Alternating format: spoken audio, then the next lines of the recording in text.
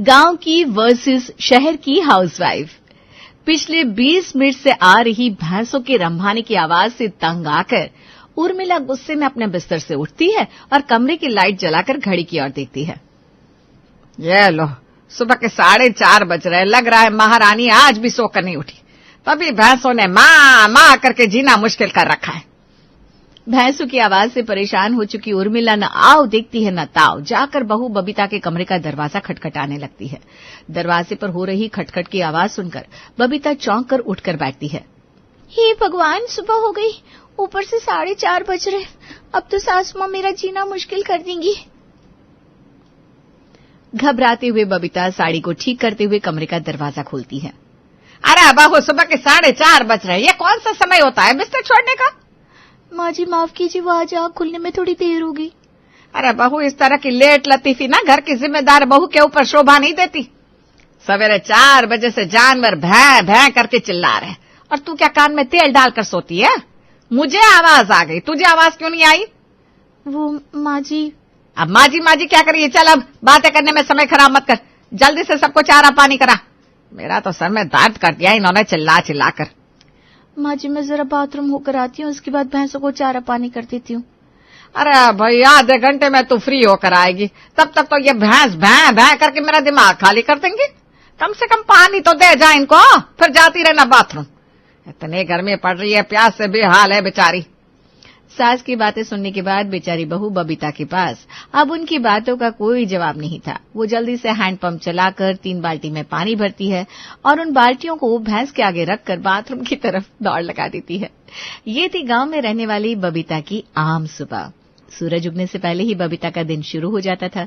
सबसे पहले उठकर बबीता जानवरों को चारा पानी देती, फिर उनकी साफ सफाई करती, दूध निकालती और फिर नहा धोकर रसोई में जाकर सास को चाय बनाकर देती। और उसके बाद जो काम का सिलसिला शुरू होता, पूरा दिन बस ऐसे ही चलता रहता। अब आप ये सोच रहे होंगे कि कहानी शुरू होती ही मैंने तो काम की कहानी सुनानी शुरू कर दी। अब क्या करे भाई, कहानी हाउसवाइफ की है तो काम का जिक्र होना तो बनता ही है, क्योंकि एक गांव की हाउसवाइफ का दिन काम से ही शुरू होता है। और सबसे हैरानी की बात यह है कि काम के शुरू होने का तो वक्त होता है, लेकिन खत्म होने का कोई वक्त नहीं, क्योंकि हाउसवाइफ के काम कभी खत्म नहीं होते। अरे बहू, कहाँ भागी जा रही है? खबरदार, जो बिना नहाए रसोई में कदम रखा तो घर की बासी झाड़ू तक निकाली नहीं है तूने और भागी जा रही है रसोई में चाय बनाने। वो तो मैं जानती हूँ माँ जी, बस मैं सोच रही थी 1 कप चाय पी लूं, फिर साफ सफाई करने के बाद नहाऊं, वरना नहाने के बाद सफाई करने में ना फिर जी नहीं मानता। और माँ जी, इतना काम खत्म करते करते लेट भी तो बहुत हो जाता है, खाली पेट सर चकराने लगता है। देख बहू, जो नियम है सो है, और कोई आज का तो बनानी है। तू जिस दिन से शादी करके आई है सब ऐसे ही चल रहा है ना। अब रोज रोज बहस करके मेरा और अपना टाइम खराब मत किया कर, जा जल्दी से नहा करा। अब महारानी तू है तो 4:30 बजे तो बिस्तर छोड़ेगी है? हमें किस बात की सजा दे रही है? हमें तो समय से चाय दे दे कम से कम। बबीता को समझ में आ गया था कि यहाँ खड़े होकर अपना समय खराब करने की बजाय जाकर नहा ले, इसी में उसकी भलाई है।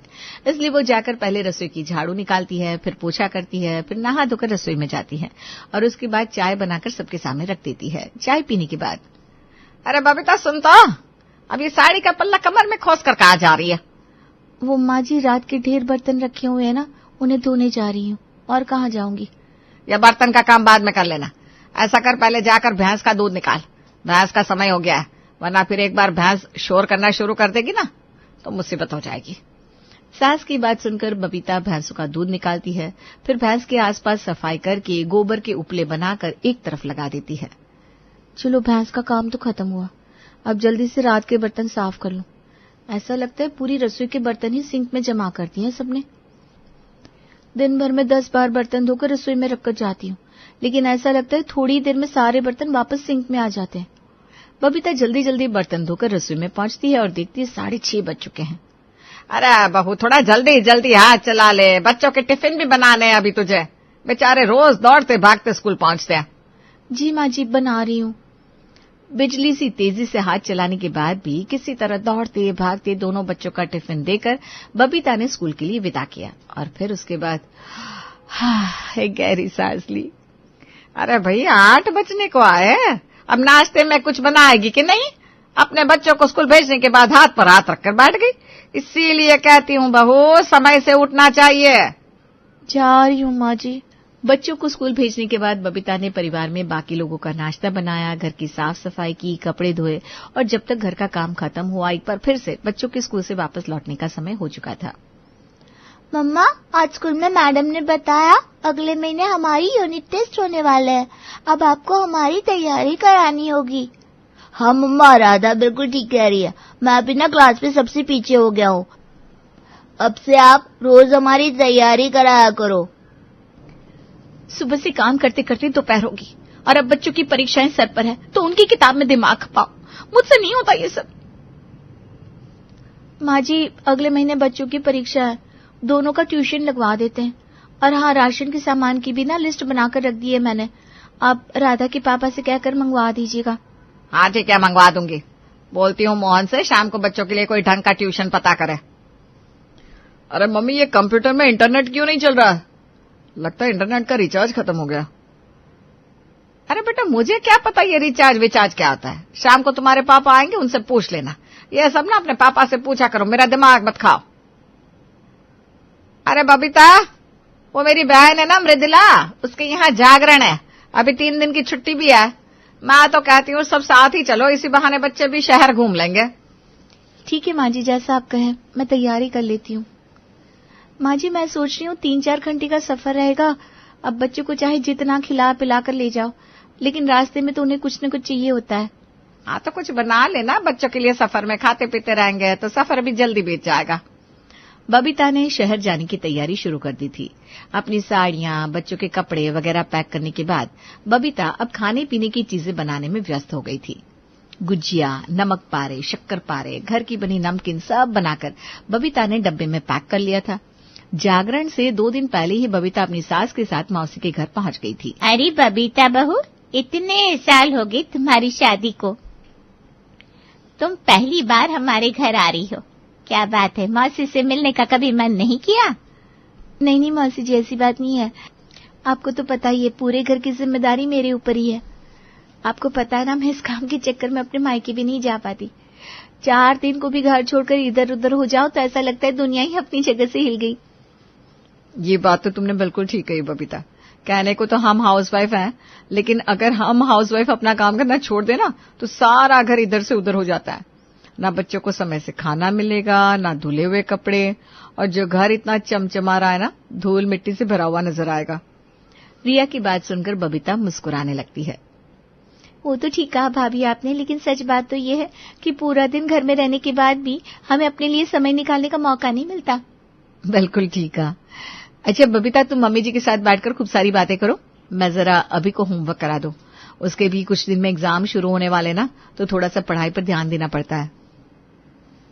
रिया बहू, इसका मतलब तुम खुद पढ़ाती हो क्या अभी को? जी मौसी जी, मैं खुद ही पढ़ाती हूँ। देख रही है बबीता, एक तू है जो हर समय बस बच्चों के ट्यूशन के लिए घर में शोर मचाती रहती है, और रिया बहू को देख, बच्चे की पढ़ाई की पूरी जिम्मेदारी अपने ऊपर ली हुई है। हाँ दादी ठीक कह रही है। आप देखो ना, अभी को ताई जी खुद पढ़ाती है, और हम लोग जब भी मम्मी के पास आते हैं, मम्मी काम का बहाना बनाकर हमें टाल देती है। उर्मिला का इस तरह शहर में रहने वाली रिया से बबीता का कंपैरिजन करना उसे बुरी तरह से खटक गया था। रिया अपने बेटे को कमरे में ले जाती है और पढ़ाने लगती है। शाम को 5 बजे वो कमरे से बाहर आती है।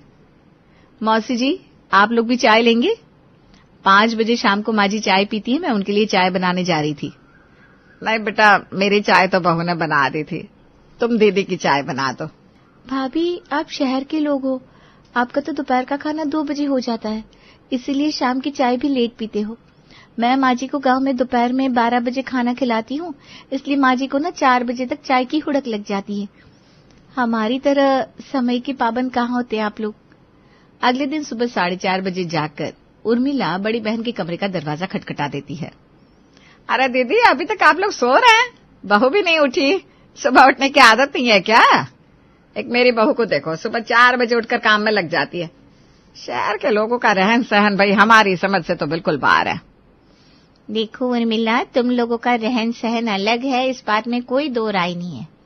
शहर में कौन सुबह के 4 बजे उठता है, और हमें कौन सा भैंसों का चारा पानी करना है जो हम दिन निकलने से पहले उठ जाए। और सबसे मोटी बात यह है उर्मिला कि जब सवेरे 4 बजे हम उठ ही नहीं पाते तो बहू पर क्यों दबाव बनाए कि वो 4 बजे उठे। घर के काम निपटाने की जिम्मेदारी उसकी है, अपने हिसाब से वो निपटा लेती है। हम तो अभी 2 घंटा और सोएंगे भाई। ये लो, जब तुम ही नहीं उठ रही तो बहू से किस मुंह से कहोगी जल्दी उठने के लिए। शहर आकर तुम्हारे बिना रंग ढंग खराब हो गया। चलो भाई, लग रहा है यहाँ तो खुद ही अपने लिए 1 कप चाय बनानी पड़ेगी। नहीं माँ जी, आप क्यों बनाएंगी? मुझे पता है आपको सुबह सुबह चाय पीने की आदत है, इसलिए मैं उठ गई हूँ, मैं बना कर लाती हूँ, आप बैठिए। मौसी जी, आप आराम से सो जाइए। मैं समझती हूँ, अब अगर भाभी समय से नहीं उठी तो इसमें आपकी क्या गलती है। आपकी तो उम्र हो गई है, आप थोड़ी ना सुबह उठकर सबके लिए चाय नाश्ता बनाएंगी। आप आराम से अपने कमरे में आराम कीजिए, मैं माँ जी को संभाल लूंगी। एक तरफ उर्मिला ने मुंह टेढ़ा किया हुआ था, दूसरी तरफ बहू बबीता सास के लिए चाय बनाकर खुद को रिया से ऊपर समझ रही थी। दोपहर के समय राधा, ताई जी के हाथ की गर्मा गर्म रोटियां खाकर मजा आ गया, क्या कहती हो? बिल्कुल ठीक कह रहे हो भैया, मेरा तो मन कर रहा है खाते जाओ खाते जाओ। अच्छा, घर पर एक रोटी खत्म करने में भी 2 घंटे का समय लगाते हो दोनों, और यहाँ ऐसी बातें कर रहे हो जैसे आज से पहले कभी रोटी नहीं खाई। माँ रोटी खाई है, लेकिन ताई जी की तरह गरम गरम रोटियां बनाकर कहाँ खिलाते हो आप?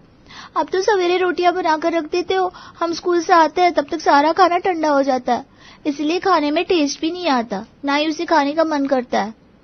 बस फिर क्या था, बबीता का गुस्सा 7वें आसमान पर पहुंच जाता है। हाँ, रख देती हूँ मैं रोटियां बनाकर, कोई गुनाह कर देती हूँ क्या? भूखे तो नहीं रहते हो ना, पेट भर जाता है ना तुम्हारा।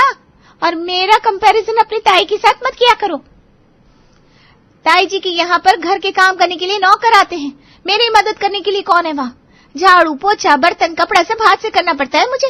सिर्फ इतना ही नहीं, तुम दोनों के अलावा 2 भैंस भी है घर में, उनकी भी पूरी जिम्मेदारी है मेरे पास।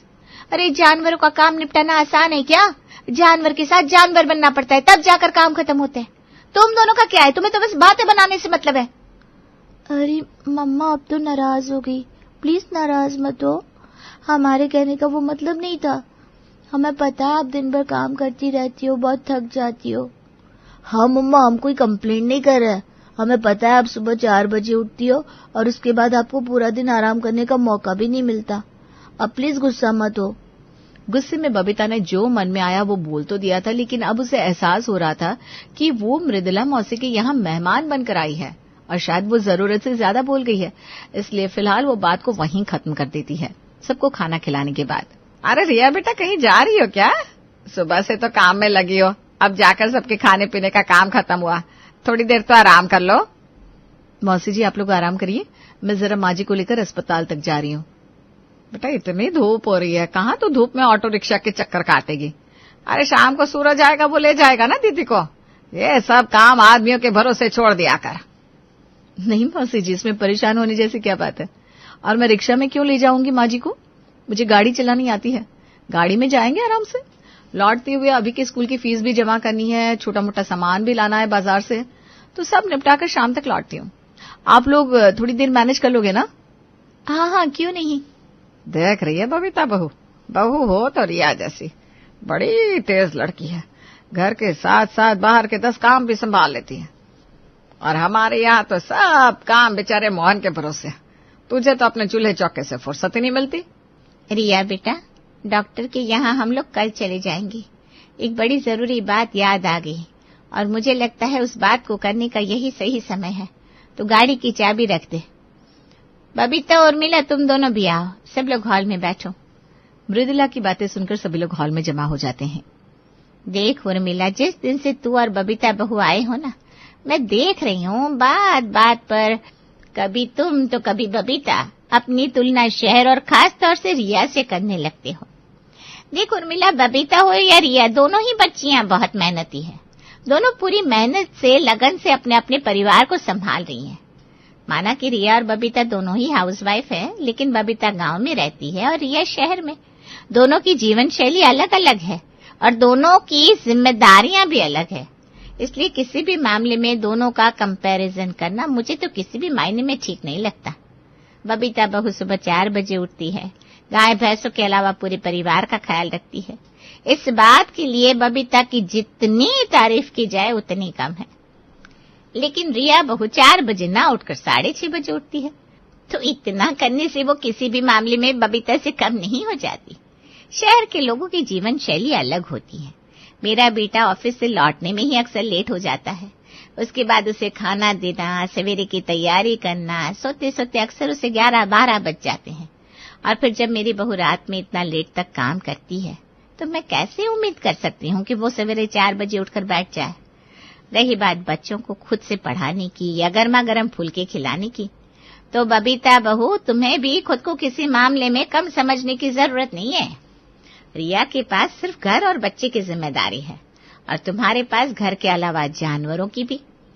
रिया के पास कपड़े धोने के लिए मशीन है, घर के काम में हाथ बटाने के लिए काम वाली आती है, इसलिए जो थोड़ा बहुत समय बचता है उसमें वो बाहर के थोड़े काम निपटा लेती है, अभी को पढ़ाई करवा देती है। वहीं बबीता पूरा दिन घर के कामों में उलझी रहती है, तो उसके पास कहाँ से बाकी काम करने या बच्चों को पढ़ाने के लिए समय बचेगा। अगर तुमने बच्चों का ट्यूशन लगाया भी है तो उसमें कोई बुरी बात नहीं है। रहने दो दीदी, आप तो बिना बात ही सर चढ़ा रही हो बहू को। अरे घर का काम ये लोग नहीं करेंगे तो कोई और करने आएगा क्या? पूरा दिन घर में तो रहती है, कौन सा नौकरी बजाने के लिए बाहर जाना होता है जो थकान हो जाएगी। देख उर्मिला, ये तेरी नौकरी वाली बात ना मुझे सही नहीं लगी। अरे आदमी ऐसी बातें करे तो फिर भी समझ में आता है, तू तो औरत होकर औरत का दुख नहीं समझ रही। बाहर जाकर नौकरी करने वाला आदमी तो फिर भी 8 घंटे काम करके घर लौट आता है, लेकिन घर में काम करने वाली औरतें, उनके लिए तो दिन के 24 घंटे भी कम है। काम खत्म कहाँ होते हैं।